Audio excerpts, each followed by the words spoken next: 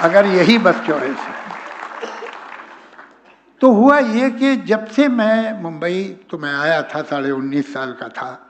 आज जो कुछ बना, जो कुछ मुझे मिला, जो कुछ जहाँ भी तो पहुँचा, ये सब मुंबई की, महाराष्ट्र का कर्म है। वो तो मैं 7 जन्म भी नहीं उतार पाऊंगा। तो इतने, ये पहले तो हम दूसरे काम, और ये पीछे पिछले समझिए 30 वर्षों में कुछ होश आया कि भाई ये सब भी सोचो क्या हो रहा है देश में।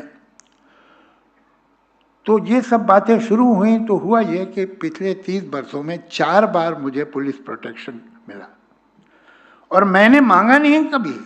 मैं जब घर वापस आया किसी रिकॉर्डिंग से, शूटिंग से, तो देखा पुलिस बैठी हुई है। तो हमने, भाई क्यों?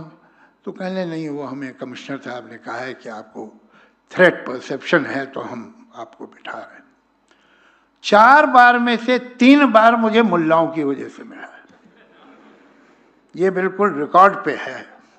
पहली बार जब A.N. रॉय साहब थे यहाँ के चीफ ऑफ द पुलिस, उन्होंने दिया था, और तभी मेरी उनसे मुलाकात हुई। मैं तो जानता नहीं था, मैंने ऐसे तब तक कोई काम किए नहीं थे कि मुझे पुलिस से मिलना पड़े।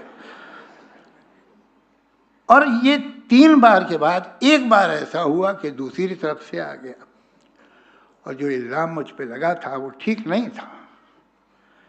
तो मैंने सोचा अब ये 20-25 लोगों को मैं कहाँ अलग अलग जवाब दूंगा, और मैं बताऊंगा कि मैंने क्या कहा था और क्यों कहा था। तो मैंने एक आर्टिकल लिखा, वो तो मैंने इंग्लिश में लिखा था, लेकिन मैंने सोचा कि इसे छपना कहाँ चाहिए, और मेरे ध्यान में आया एक अखबार। तो मैंने उसे मराठी में ट्रांसलेट करवाया, और मैंने फ़ोन किया संजय जी को कि आपसे मैं मिलना चाहता हूँ। कहने आ जाइए। मैं इनके ऑफिस गया सामना में। मैंने कहा कि सर, मैं एक आर्टिकल लेके आया हूँ जो मैं चाहता हूँ सामना में छपे, कहीं और छपे ना छपे। और मैंने इन्हें दिया। वो आर्टिकल 2-3 पेज का था, इन्होंने 5 मिनट में पढ़ लिया। कहने किसने ट्रांसलेट किया है? बहुत अच्छा ट्रांसलेशन है। मतलब पहली तारीफ मेरी नहीं हुई, जिसने ट्रांसलेट किया था उसकी की आपको याद होगा। तो मैंने कहा जी बताया मैंने कि फला ने।